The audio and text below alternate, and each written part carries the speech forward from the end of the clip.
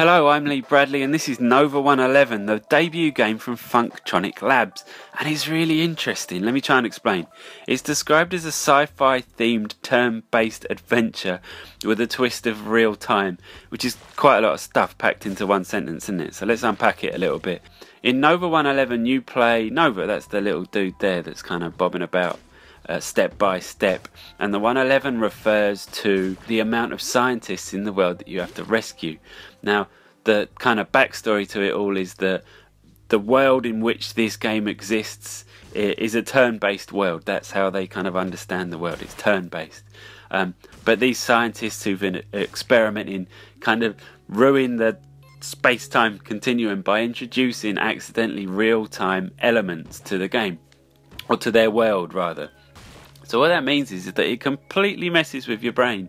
In turn-based games, what you do is you take a step and then you kind of work out, alright, so if I go left now, then the enemy's going to do this, or they're going to do this. And do you know what I mean? You take your time, you're methodical about it, and you kind of try and calculate one or two moves ahead. But the introduction of real-time elements completely messes with that and messes with your brain in your process. So one slice of your brain wants to be slow and methodical and work out what everything is and where it's going to go and all that stuff. But the kind of more primal aspect of your brain has to react to the fact that there's things that are moving in real time. So there's the spikes that are falling from the ceiling. There are enemies that shoot or do explosions that work according to real time. You can't just sit back and work out everything that's going to happen.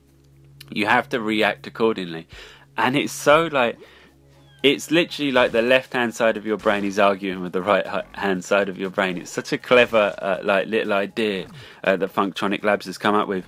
A little bit of backstory about Funktronic Labs. It's a few people that used to work for Q Games. Q Games you'll know from the Pixel Junk games. They've done loads of them over the years. Funktronic is a few people that have kind of splintered away from that, moved away from Japan and into America, and this is what they've come up with. So the tension between the real-time stuff and the turn-based stuff is at the heart of it. But what they've done with it is they've crafted a really clever, it's like a really design-heavy game that puzzle people are really going to enjoy, because it's not like anything else that you've played. You've played a ton of like turn-based things before.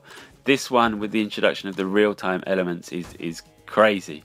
Now, on top of that, what Funktronic Labs have done is they've kind of layered on loads of like abilities and different things that you can do.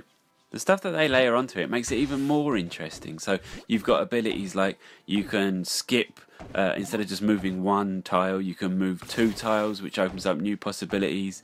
You've got a bomb that you can use that hurts everything around you. You've got another ability that can kind of stop time, that will allow you to solve certain problems and access different areas. And then on top of that, you can get enemies to attack each other. Because a lot of them are turn-based, they've got kind of predictable patterns, so you can move in a certain way so that they both kind of dive for each other at the same time. You can use environmental things, so the spikes falling from the ground like you've already seen, or electricity that comes out from these generator things. You can lure enemies into those so they can get hurt.